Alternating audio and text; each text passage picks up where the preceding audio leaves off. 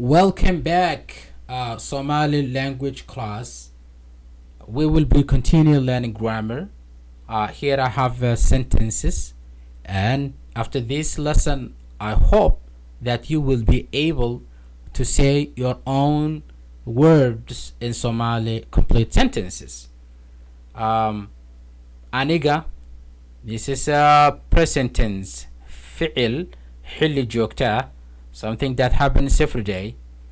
Aniga waxaan cunaa cunto. I eat food. That it means that it's cunaa. It makes you present tense, something that you do every day.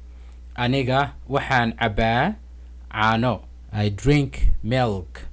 Aniga waxaan aqriyaa book. I do read a book. Aniga waxaan lugeeyaa hal saac. I walk an hour. That's something that you do every day. I walk an hour every day. Aniga waxaan aadaa dugsi. I go to school. Aniga waxaan furaa xafiiska. I open the office. Aniga waxaan seexdaa fiidkii. I sleep evening. Or aniga waxaan kacaa. I wake up in the evening. So if you look carefully, after the verbs, most of them, whatever flows, that's a double A. Double A. I think you're very familiar about that battery, double A battery. And here in Somali, if you do want to say the sentences, everyday sentences, use those double A's. Double A. Una, aba, aqriya, lugeya, ada, fura, sehda, ka. Very simple. You know how to say present tense in Somali. But some of them, as you can see, there is a Y here. We will talk about that one later. What controls is that the words that the end of these verbs that sometimes can change and can trigger if you need to use Y, sometimes N, or sometimes if you do need to use N double A. So this is very simple. I will not tell you to add every verbs of Somali language double A's, but you will learn it. Just it's matter of time. But this double A, that's what makes present tense.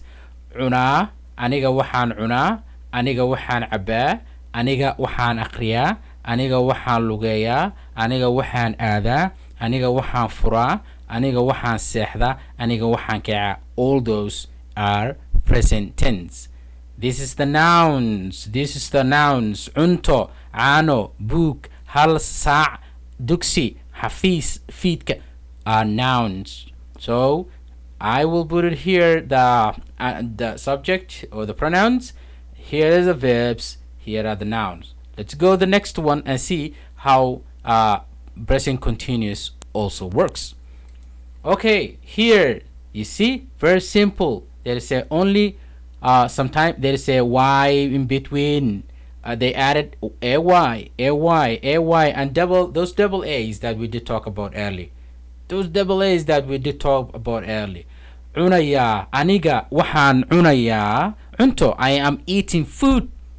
Aniga waxaan cabayaa caano. I'm drinking milk. Aniga waxaan aqrinayaa book. I'm reading book.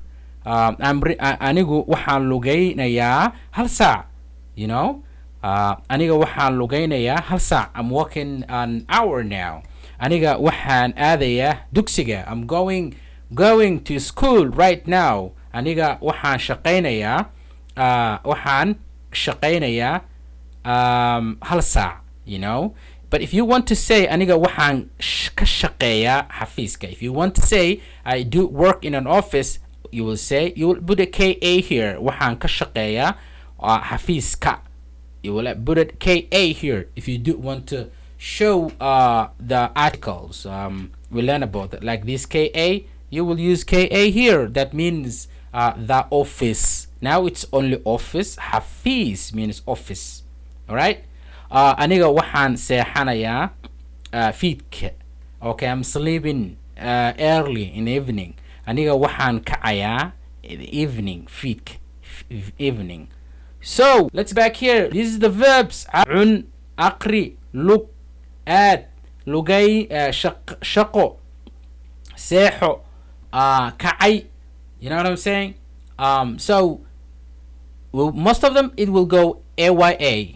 That makes what present tense. Cunaya, abaya, aqri, naya. This is the end that I was talking about. The end that I was talking about. And lugay, naya. Lugay, naya. Ada, ya. Shaqay, naya. Wa seexanaya. And kacaya. So this is also present continuous. Present continuous. Sometimes if you do have vowels, the end, and if you do have a consonant in the end of the verb, sometimes that what makes change. As I told you earlier, we need to be very careful to sometimes to pay attention. What the original of the verb was, the ending was, and that sometimes can change how what you will be added. We will give time to the next lesson, but take it easy, learn whatever you can learn now. That means if you do want to use tenses, and I'm asking you if you can write me how you want to say some things, say present tense and present or simple past. Okay, what about past? Okay, verb past tense in Somali. Waxaan cunay. Okay, cunto, I eat. I ate. You ate already. Waxaan cabay. I drank. Drank. Waxaan aqriyay. Read already. You read it. Okay, book. Okay, waxaan aqriyay book.